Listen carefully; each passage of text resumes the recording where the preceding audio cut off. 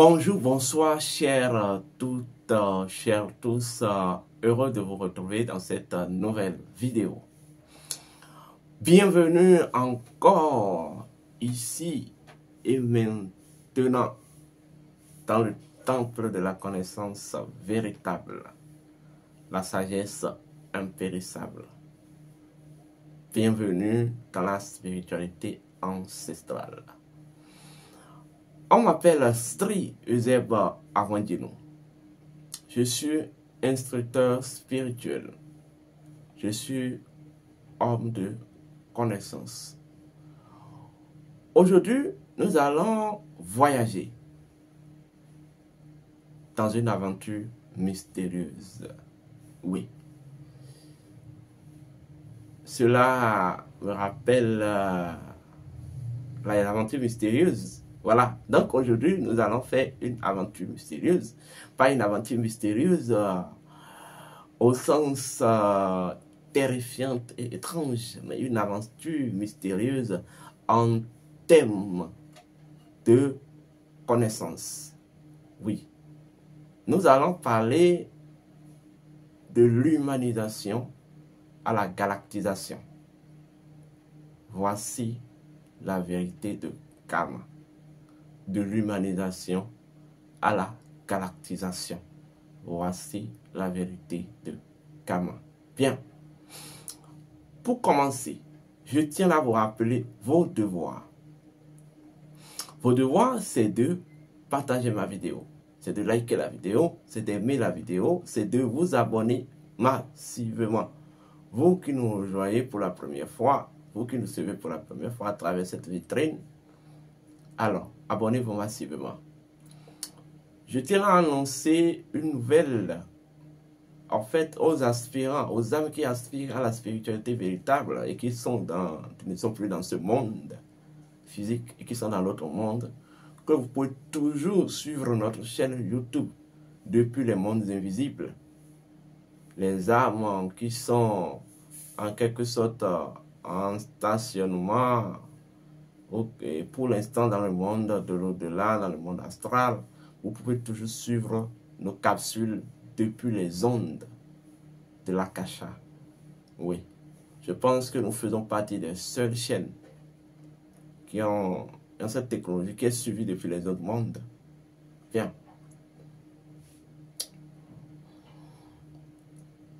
La seule différence, ceux qui nous suivaient là-bas, ils nous suivent souvent en direct.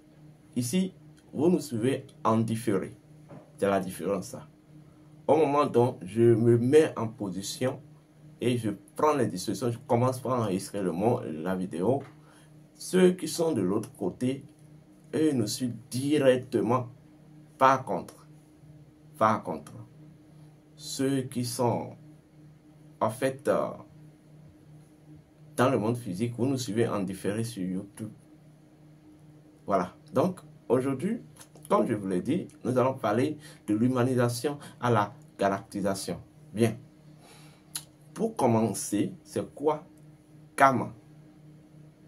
Nous allons réétudier la symbolique de Karma. Bien. Lorsque vous prenez d'abord le mot Karma, nous avons deux grands symbolismes. Nous avons K, vous voyez, et en fait le crocodile. Ou autrement dit, Karma symbolise crocodile, sanctuaire du cas. Mais quelle forme de cas? Le cas universel. D'abord, c'est quoi le cas? C'est par là que nous devons commencer. L'humain, ou même toute créature de la nature, est structurée en trois dimensions. Nous avons la dimension de l'esprit, la dimension de l'âme, la dimension du cas. Mais en fait, contrairement à tout ce qu'on vous a dit, le cas a toujours préexisté à l'âme. L'âme qui n'est qu'en réalité une première manifestation de l'esprit, où en fait, l'âme, c'est la première structure dynamique de l'esprit. L'esprit, c'est cette forme de lumière primordiale, vous voyez, mais qui est de façon symbolique, qui représente la dimension, qui est aussi la dimension de divinisation de l'humain, ou de divinisation de l'être humain ou de toute créature. Donc, ça veut dire quoi? La dimension déifiée, la dimension de déité de chaque structure créatrice ou de créature, c'est l'esprit. Voilà pourquoi les métaphysiciens vont désigner l'esprit en tant que même l'instigateur de la magie de l'être. Oui. L'instigateur de la magie de l'être, ça veut dire quoi? L'être exerce sa magie par, en fait, l'entremettement de l'esprit. Parce que l'esprit, c'est la transcendance et le principe de la transcendance. Or, quand vous parlez de transcendance, il s'agit tout simplement du pouvoir de l'être à demeurer permanent, ou en fait à maintenir la permanence de son droit divin. Et le droit divin de l'être, c'est la souveraineté. Donc, en fait, la transcendance, c'est tout simplement la pérennisation de la souveraineté intégrale. La dite souveraineté, en fait, qui rend fort et invincible. Vous comprenez? Donc, lorsqu'on va parler maintenant de l'âme, l'âme devient un mécanisme issu de l'esprit, mais qui permet en fait à l'esprit d'être opérationnel. Ou en fait, l'âme est ce mécanisme qui permet à l'esprit de s'exercer dans le temps. Donc, l'esprit est non temporel. L'âme est ce champ temporel, ou cette vitrine, vous voyez, temporelle de l'esprit. Parce que l'esprit, au sein de l'être et au sein de sa propre nature, est déjà dispose déjà de tout pouvoir, de toute capacité et tout. Mais étant donné que l'esprit, par le jeu de la généalogie, s'est détaché, et on veut dire émané, expériorisé de l'être, il faut maintenant suivre un parcours pour confirmer, vous voyez, sa véritable nature, son véritable droit. Donc ce n'est que le temps, vous voyez, qui peut lui servir maintenant, ou ce n'est que dans le temps, ce n'est que le temps qui peut lui servir de refuge pour cette expérience-là. Donc l'âme est alors cette passerelle, cette dimension, vous voyez, par laquelle l'esprit se livre à l'expérience de qui il est. En vérité, je vous le dis, l'âme est au service de l'esprit. Et l'âme ne peut que servir l'esprit. L'âme est soumise à l'esprit. L'âme, elle est soumise à l'esprit. Vous comprenez? Je vais le dire autrement. Mais d'abord, vous savez que l'âme est associée à un monde précis qu'on appelle le monde astral. Oui. Mais selon la tradition québécoise, le monde astral, c'est le monde de Horus l'Ancien. Et quand on parle de l'Horus l'Ancien, c'est l'oracle. Et quand on parle de l'oracle, c'est une technologie universelle qui permet la communication et la communion et la communication entre les forces de la nature. Donc, l'âme, de ce simple fait, l'âme joue un rôle, vous voyez, de communion et de communication entre l'esprit et les choses de la matière. Vous voyez, l'âme de par essence, non, l'âme de par fonction est oraculaire. Voilà pourquoi on dit Aka Uga. Oui, Aka Uga pour dire âme oracle. Donc, le cas, c'est tout simplement cette faculté substantielle, cosmique, en fait, qui permet, par laquelle, en fait, l'âme maintient un lien avec l'esprit. C'est le mécanisme, vous voyez, qui maintient la permanence de connexion de l'âme à l'autorité de l'esprit.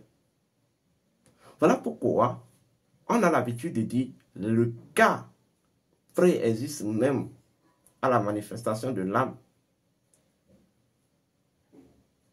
Parce que le cas, c'est de la vie. Mais sauf que, lorsqu'on va parler du cas, le cas est un mécanisme de soutènement. Donc, le cas, c'est de soutènement, de fondation. Vous voyez? Et à l'esprit, vous voyez, pour son intégration temporelle à travers l'âme, et il sert aussi de soutènement, de fondement à la relation entre l'âme et l'esprit. Je ne sais pas si vous me comprenez. Voilà. Donc, lorsque vous prenez K, le K dont le sang en est la chapelle, votre sang en est la chapelle de circulation, est au-delà de l'âme. Je vais vous dire quoi en disant tout ça. Lorsque nous revenons dans le cas du sang, d'autres disent l'âme est liée au sang, mais je vous dis l'âme se trouve dans le sang. Parce que le sang est cet élément principal, vous voyez, qui a en fait, qui a généré le mécanisme de dynamisation de l'esprit qu'est l'âme en fait. Voilà pourquoi toute configuration ou information que vous portez à travers le sang entre directement au sein de l'âme. Vous comprenez? Alors, quel est le pilier même de la nature de l'âme? L'âme étant de la deuxième dimension de l'être, mais l'âme, en fait, dispose de sa propre mémoire. Et c'est parce que l'âme a en fait une essence, l'âme a aussi un poids capacitaire, c'est ça qui fait de lui. En fait, c'est ça qui lui donne la faculté de mouvoir, d'émotionner. Oui. Vous commencez par comprendre. Mouvoir, émotionner. Ceci ne sont que des facultés astrales. Donc, ceci ne sont que des facultés issues d'abord. C'est ça qui va constituer l'humain. Donc, l'humanisation est un ensemble de protocoles spirituels qui permet de conduire des créatures à la maîtrise de la mémoire ou à la maîtrise de la force capacité ou à la maîtrise de la magie capacitaire. Donc l'âme de par essence dispose d'abord des prédispositions, voilà, de par essence a les prédispositions à la manipulation de la magie capacitaire. Vous voyez, c'est ça ce qui fait de lui une âme humaine. Vous comprenez?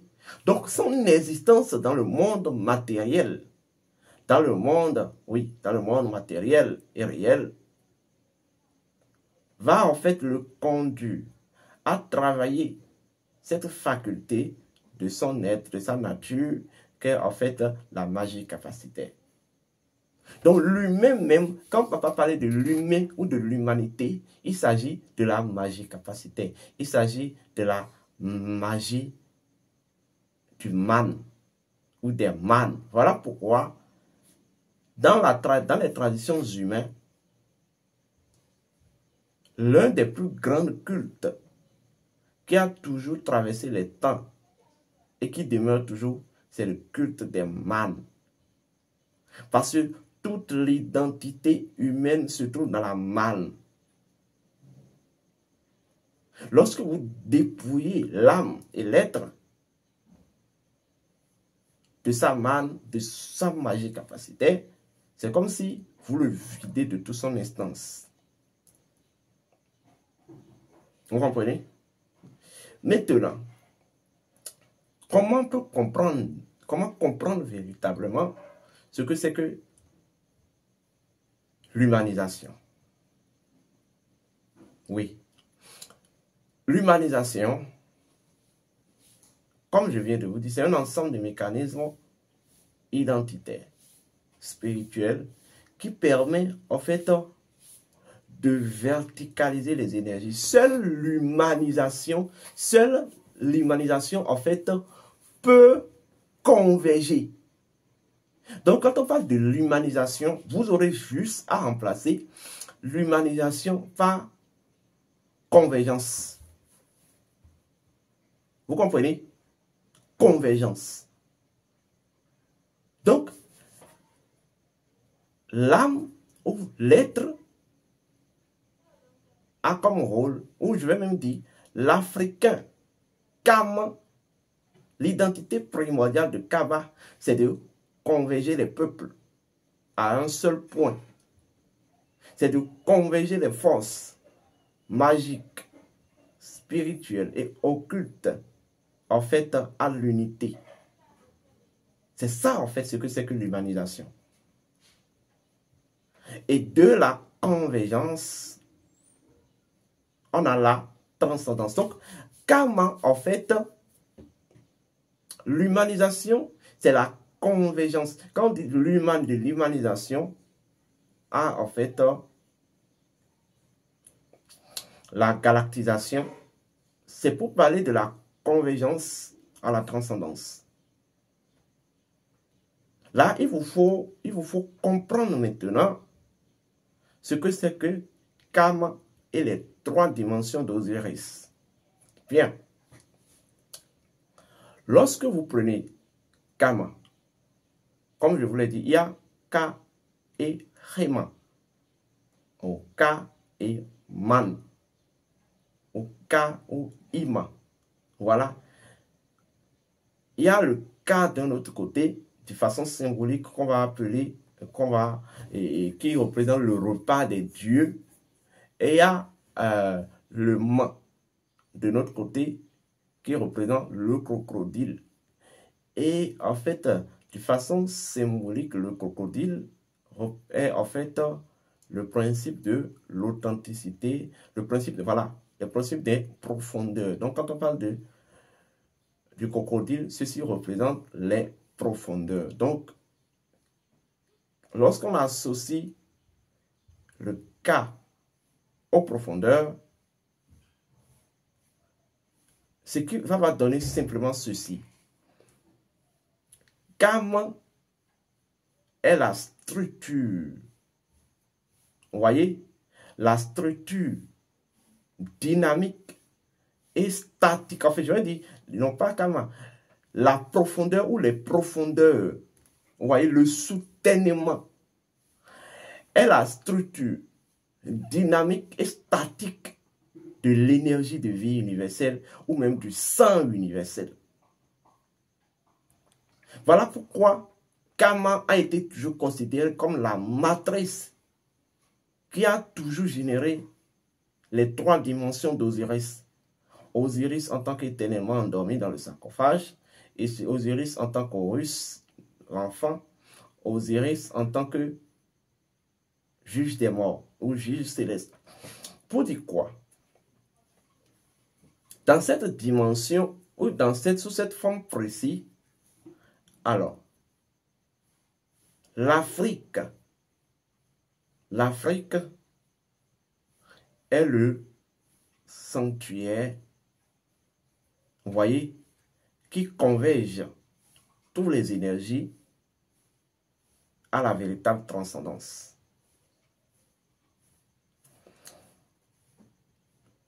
L'Afrique est alors le sanctuaire du sang universel. Voilà pourquoi elle va servir de berceau à l'humanité. Vous voyez? Berceau de l'humanité.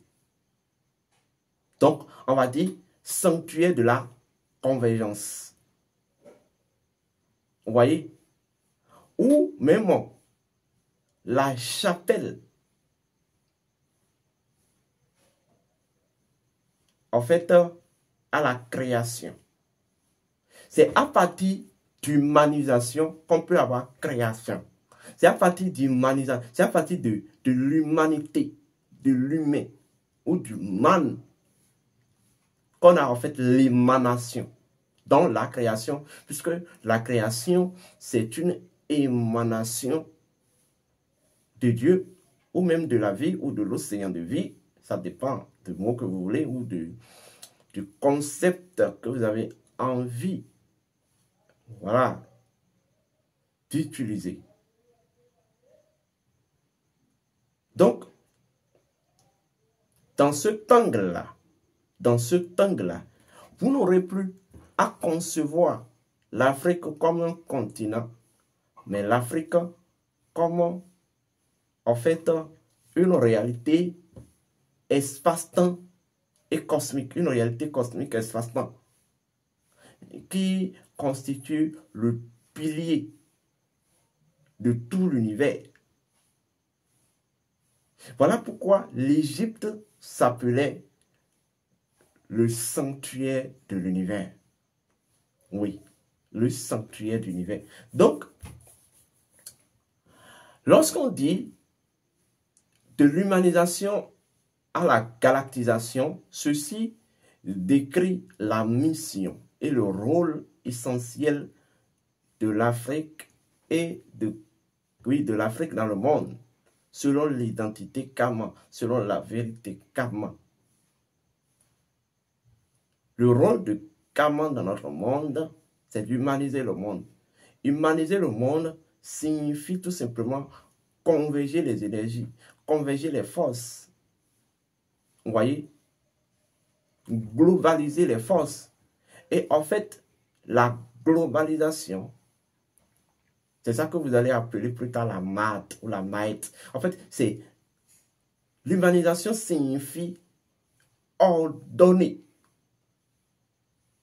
le monde en tant que, en fait, association ou en tant qu'ensemble de forces, de pouvoir et de puissance magique humaine, ou voilà, etc., etc. Ce qui manque au monde, ce que l'Afrique apporte au monde, c'est l'humanité. C'est en fait l'ordre. Vous comprenez? C'est l'ordination. L'Afrique, l'humanisation signifie la consécration. Donc, l'Afrique apporte en fait au monde l'intégration au sacré.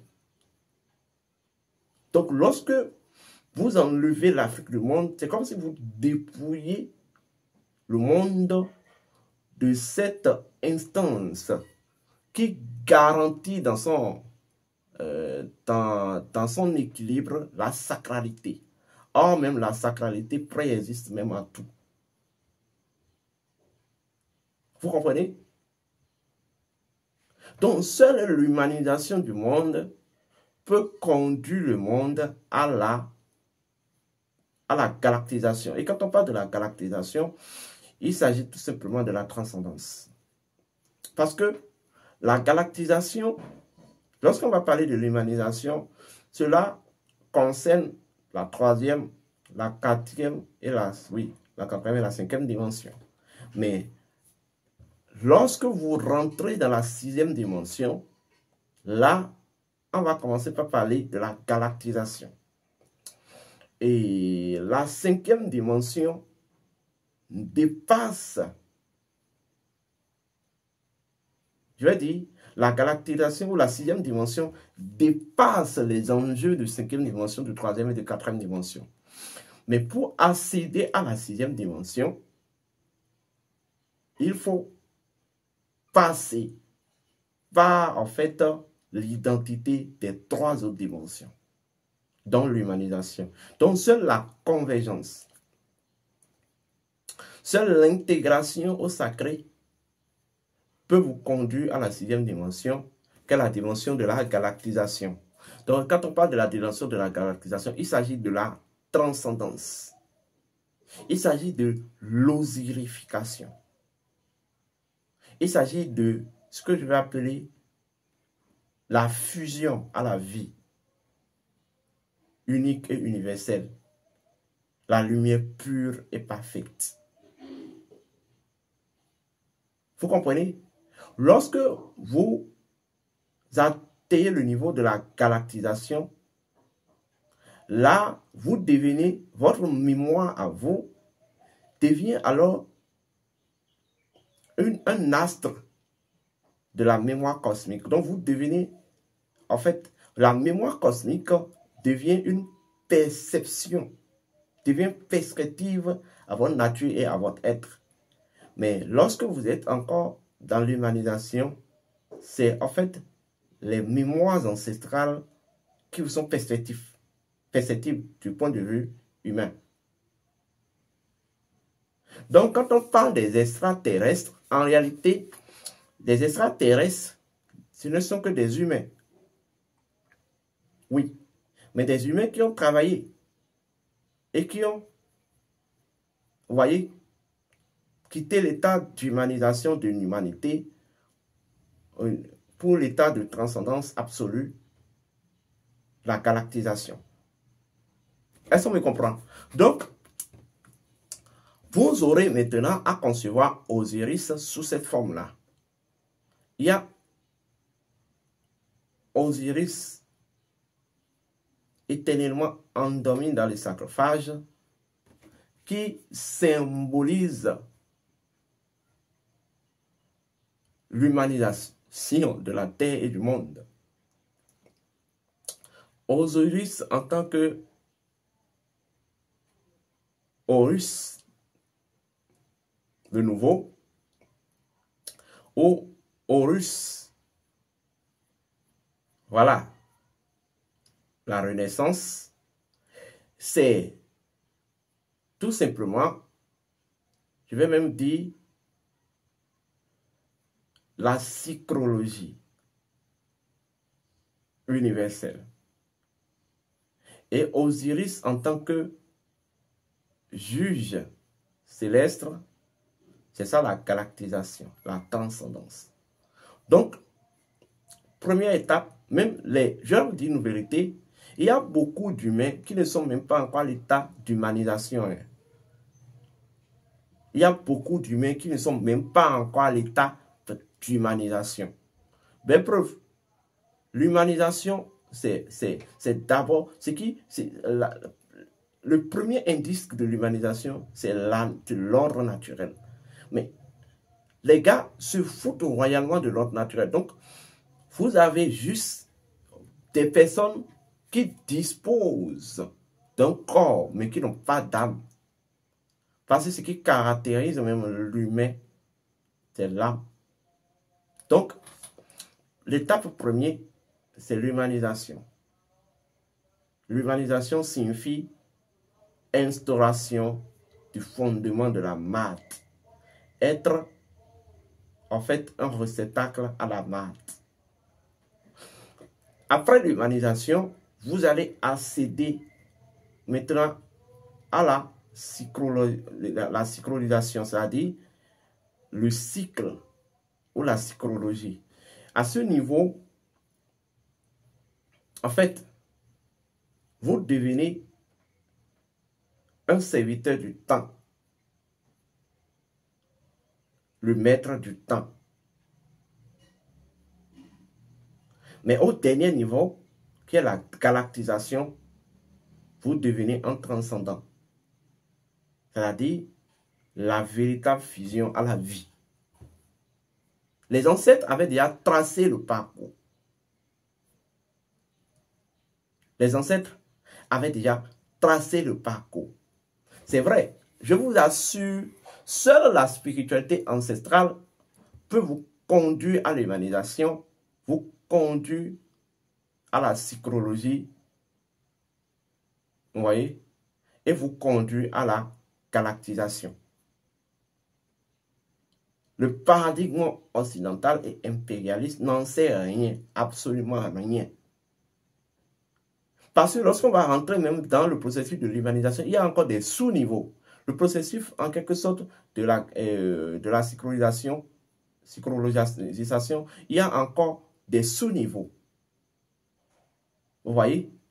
Donc, lorsque je parle de l'humanisation à la galactisation, c'est pour énoncer l'identité véritable de karma et le rôle que karma a pour le monde. C'est d'humaniser le monde, c'est-à-dire c'est de converger le monde à la transcendance. Point. C'est le rôle de karma. Karma doit ordonner le monde. Oui, karma doit ordonner le monde. Voilà pourquoi les Occidentaux, c'est des astres du désordre. Parce que même dans leur ADN, l'ordre n'existe pas dans leur ADN en fait. Sinon, comment comprendre que l'ordre naturel voudrait que l'homme et la femme s'unissent et génèrent des enfants, et eux, ils préfèrent que la femme et la femme s'unissent, l'homme et l'homme s'unissent. En fait, c'est normal, c'est tout à fait normal. Parce que le sens de l'ordre, en fait, l'ordination ne fait pas partie de l'ADN. C'est à l'Africain, c'est à l'Afrique, c'est à Karma de les inculquer cette réalité-là. Vous ne comprenez pas pourquoi l'impérialisme fait toujours la politique de la division. L'impérialisme n'a pas comme rôle, n'a pas comme faculté d'ADN la convergence. C'est Karma qui a comme fonction la convergence. Vous comprenez? Voilà pourquoi C'est en Afrique qu'on voit toujours souvent les communautés. L'Afrique, l'Africain, la plus grande force qui peut servir de levier de développement au continent africain, c'est d'instaurer des communautés. Et c'est en fait de développer une politique de communauté, de communautarité. C'est ça en fait la chose. La convergence. Toujours la convergence. Le blanc comprenait les Occidentaux comprenaient l'aide dans leur politique d'impérialisme. Diviser pour régner, c'est normal. L'humanisation, ce n'est pas pour eux. La convergence, ce n'est pas pour eux. C'est assez normal. Donc, du coup, lorsque vous les mettez dans une condition de communauté, ils ne se retrouvent pas dans leur élément ami. Ils ne se retrouvent pas sur les terrains. Et ça, si vous comprenez, c'est ça, en fait. Mais en fait, ils ont compris que pour transcender, il faut quand même converger. Voilà pourquoi eux-mêmes, chez eux-là, ils préfèrent créer des groupes, l'Union européenne, les États-Unis d'Amérique et tout. Voilà, tant bien que mal. C'est vrai que ce n'est pas encore ça, mais tant bien que mal. Vous ne pouvez pas accéder à la transcendance, à la galactisation, si vous ne fassiez pas, en fait, de la convergence des forces et des énergies. C'est important. J'espère que cette vidéo vous a fait plaisir. Si oui, aimez la vidéo, abonnez-vous et partagez la vidéo. Si vous avez envie de nous contacter, nous sommes au 00229 01 68 53 96 60 00229 01 68 53 96 60 00229 01 68 53 96 60 00229 01 66 26 34 56 00229 01 66 26 34 56 00229 01 68 53 80 et 66 26 34 56. D'ici là, portez-vous bien et que les bénédictions soient.